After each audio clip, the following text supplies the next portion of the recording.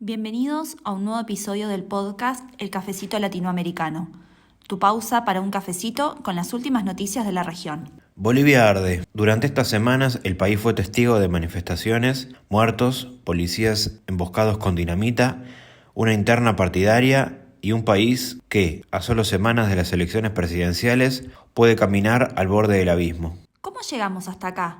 ¿Cómo entender lo que está pasando? ¿Quién está detrás de esta nueva ola de violencia? ¿Puede haber elecciones libres en este clima? ¿Y todavía es posible una salida dialogada? ¿O Bolivia ya cruzó un punto sin retorno? Yo soy Clary. Yo soy Fede. Y somos dos politólogos argentinos interesados y apasionados por la política latinoamericana. Por eso, si te interesa conocer lo que pasa en nuestra región de forma clara y precisa, y también mientras ocurren los hechos, te invitamos a suscribirte a nuestro canal del Cafecito Latinoamericano en YouTube. Ahora sí, busca tu cafecito que estamos por comenzar. La política es el arte de lo posible. Instaurar un gobierno de emergencia Espejo donde toda Latinoamérica se ve. Honduras lo del golpe de Estado. Pues gracias, pueblo boliviano. Propiese. No hay plata. Disolver la Asamblea Nacional. Brasil acima de tudo.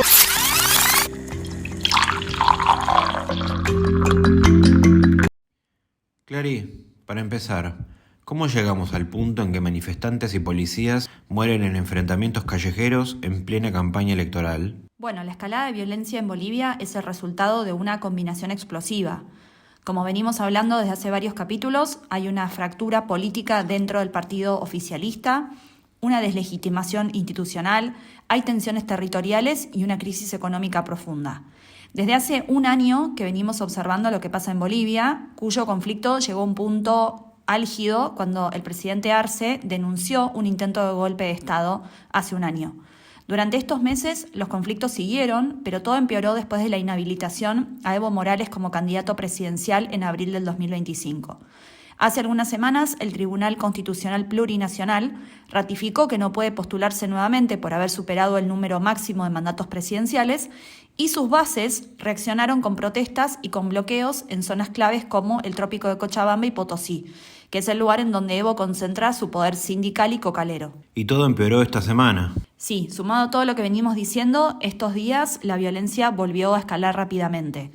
Durante esta semana se registraron 5 muertos, 3 de los cuales son policías, más de 17 heridos y al menos 40 detenidos. Las escenas de policías emboscados, atacados con explosivos caseros o secuestrados y golpeados marcaron un punto de no retorno en los últimos días. Pero además, la coyuntura es aún más delicada porque, como sabemos, Bolivia se encuentra a solo 2 meses de las elecciones presidenciales del 17 de agosto, y el partido oficialista, el MAS, llega fracturado y la oposición también llega sin liderazgos claros. En un país que, recordemos, ya vivió estallidos en el 2008 y en 2019, y en donde la polarización y la desconfianza hacia las instituciones crean claramente un escenario perfecto para una nueva crisis a nivel nacional. Ahora, de esta escalada de violencia, Fede, que vimos esta semana, ¿quién está detrás? ¿Evo Morales, narcotraficantes o el mismo gobierno de Luis Arce? No hay un solo responsable. La violencia en Bolivia es el resultado de varios actores con intereses cruzados. Como dijimos recién, Evo Morales movilizó a sus bases cocaleras contra lo que considera una traición del Tribunal Constitucional y del propio Arce, que hasta hace unos pocos años era su aliado político. En estos días los seguidores de Evo bloquearon al menos 12 puntos clave del país, afectando el abastecimiento de alimentos, combustibles y medicinas. Pero además, el conflicto se hace aún más complejo, porque el gobierno, por su parte, denunció que grupos narcos armados se infiltraron en las protestas que estarían protegidos por redes sindicales vinculadas a Morales y que utilizarían las protestas como pantalla para actividades criminales. Y desde la oposición también hay sospechas. Acusan al gobierno de usar la violencia como pretexto para militarizar el país. En solo días se desplegaron más de 5.000 efectivos y denunciaron abusos en Potosí y Cochabamba.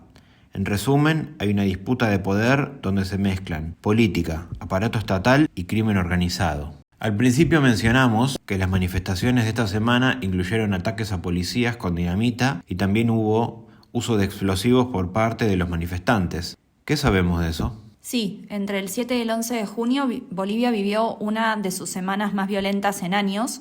Al menos 3 policías murieron en Potosí, un bombero en Oruro, tras ser emboscados con dinamita, con explosivos caseros y con armas de fuego. Además, hubo 17 heridos graves. Las imágenes de los ataques circularon por redes sociales y generaron un fuerte repudio. El uso de la dinamita no es nuevo en Bolivia, especialmente en protestas mineras, pero esta vez lo que preocupa es la escalada y al mismo tiempo la organización que tenían estas manifestaciones. El gobierno de Arce denunció que los atacantes iban armados con fusiles de guerra y que se movían en camionetas sin patentes, señalando una posible infiltración narco. Esto marca un quiebre. Si se confirma que hay grupos armados detrás, la protesta social podría estar derivando en algo mucho más peligroso, o sea, una insurgencia con una lógica paramilitar. En plena campaña electoral, este escenario eleva al máximo la tensión y claramente que pone a prueba al Estado. Y justamente hablando del Estado, Fede, ¿qué rol están jugando las Fuerzas Armadas? ¿Y hasta dónde puede llegar la militarización del conflicto? Las Fuerzas Armadas volvieron a la escena con fuerza.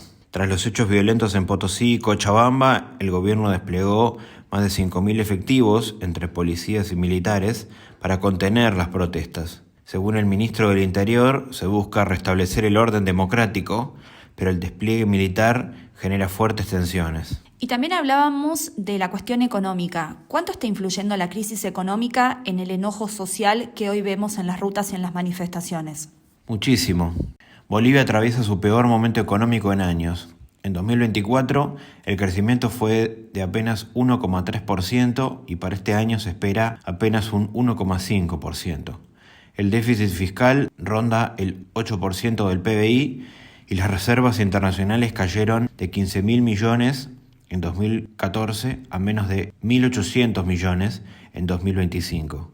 La escasez de dólares disparó el mercado paralelo, que es un 30% más que el tipo de cambio oficial.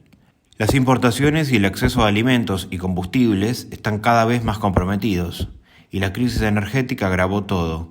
Las exportaciones de gas cayeron de más de 6.000 millones a menos de 1.500 millones de dólares. Aunque la inflación ronda el 4%, los salarios están congelados y más del 70% del empleo es informal. Por eso, el malestar social va más allá de Evo o Arce. Es también contra un modelo económico que ya no da respuestas. Totalmente. ¿Hacemos una pausa? Sí, nos preparamos un café.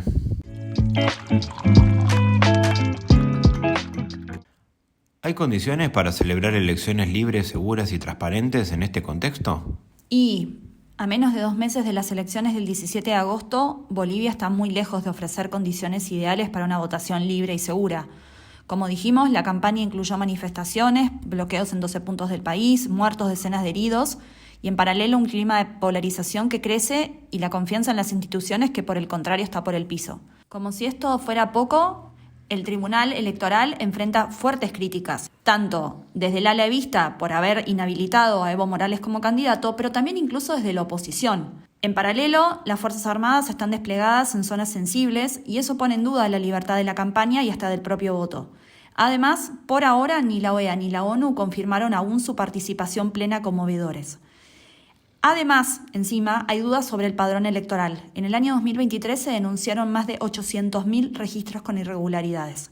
En este escenario, si no hay un acuerdo político urgente entre el oficialismo, la oposición y también el ala de Evo Morales, Bolivia podría llegar a las urnas en condiciones muy cuestionadas y además, eventualmente con una elección sin legitimidad que, de pasar eso, solo podría agravar la crisis. Ahora, Fede, recién hablábamos justamente de la oposición. En todo este marco, ¿los candidatos opositores pueden capitalizar todo este caos del oficialismo o va a seguir la oposición fragmentada y sin un liderazgo claro? Hoy la oposición boliviana está dividida, sin una figura clara que pueda disputarle el poder al MAS. Carlos Mesa, que salió segundo en las elecciones del 2020, perdió el protagonismo. Luis Fernando Camacho está preso desde el 2022 y su partido se desinfló. Y otros nombres como Reyes Villa o Samuel Doria Medina no logran conectar con el electorado. Las encuestas de mayo del 2025 muestran que ningún opositor llega al 15% de intención de voto. Y, lo que es más grave, no tienen llegada en regiones claves como el Alto o zonas rurales, donde el MAS sigue fuerte. El discurso anti-MAS ya no alcanza. La gente espera propuestas concretas frente a la crisis económica y la violencia. Eso sí, el caos interno del MAS abre una oportunidad. Si la oposición logra armar una coalición amplia y seria, con garantías y una figura conciliadora, podría tener chances reales, pero necesita hacerlo ya. El reloj electoral corre y si no se mueven rápido, van a volver a quedar fuera de juego. ¿Qué puede pasar si esta violencia se prolonga? ¿Estamos ante un nuevo 2019 o algo peor? El riesgo de un escenario como el del 2019 o incluso algo más grave es real, pero esta vez no hay un solo detonante, sino que, como venimos diciendo, se superponen las crisis política, económica, institucional y social, y eso es lo que lo hace más inestable. Si la violencia sigue, puede haber desabastecimiento, colapso de servicios y una mayor intervención internacional, pero incluso también podría venir una mayor represión. Ahora entonces, la pregunta final: ¿todavía hay tiempo para el diálogo o la ruptura política en Bolivia es total e irreversible? Todavía hay tiempo, pero es muy limitado. Evo Morales pide ser habilitado como candidato, Arce se niega y la oposición está dividida. La Iglesia y otros actores llaman a dialogar, pero falta voluntad política real. Un 72% de los bolivianos quiere un acuerdo antes de las elecciones, pero mientras el gobierno reprime protestas, Evo sigue impulsando movilizaciones. Para que el diálogo funcione, deben bajar la represión, liberar detenidos, auditar el padrón y crear una mesa con los 3 sectores principales. Si esto no pasa en unas semanas, la ruptura será casi inevitable. Totalmente. Bueno, vamos a seguir este tema de cerca. Esperamos que les haya gustado el capítulo de hoy. Si nos están escuchando en Spotify, les pedimos que compartan este capítulo con las personas que les pueda llegar a gustar y que nos dejen sus 5 estrellas. Y también ahora nos pueden seguir tanto en Instagram como en TikTok en @elcafecitolatinoamericano. Y en YouTube, no te olvides de suscribirte, es completamente gratis y nos ayuda a seguir creciendo. Dejar un like y un comentario. Hasta la próxima.